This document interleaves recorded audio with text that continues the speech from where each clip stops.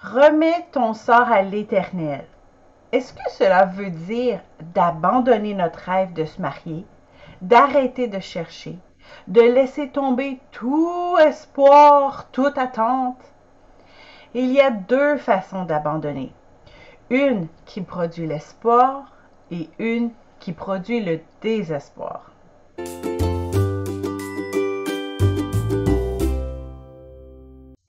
Nous entendons souvent des chrétiens dire qu'il faut arrêter de chercher un partenaire, que c'est lorsqu'on arrête de chercher que nous trouvons. Et ces chrétiens ont d'ailleurs plusieurs exemples à raconter où des célibataires ont effectivement trouvé leur époux ou épouse au moment où ils avaient cessé de chercher activement. Certains citent même des versets comme le psaume 55, 22. Remets ton sort à l'Éternel et il te soutiendra.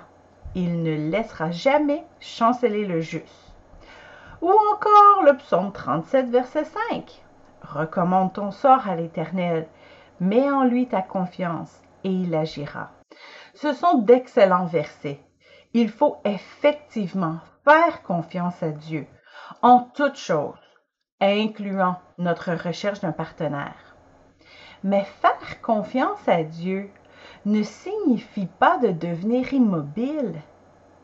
Lorsque les amis du paralytique ont décidé d'aider leur ami en l'amenant à Jésus, ils ont défait le toit d'une maison pour atteindre le maître.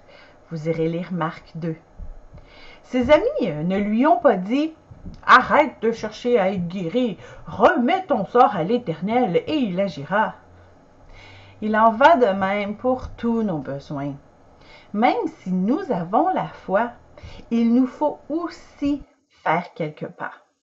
Il y a une différence entre abandonner notre désir de se marier et abandonner à Dieu notre désir de se marier. Lorsque nous abandonnons, que nous baissons les bras, notre âme se brise.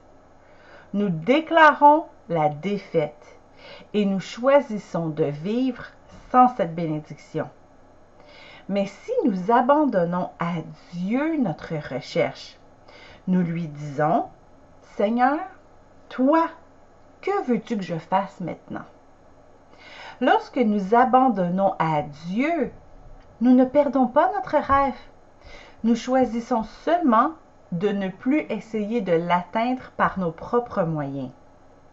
Oh, et c'est ce que Dieu désire le plus, que ses enfants abandonnent toutes choses entre ses mains.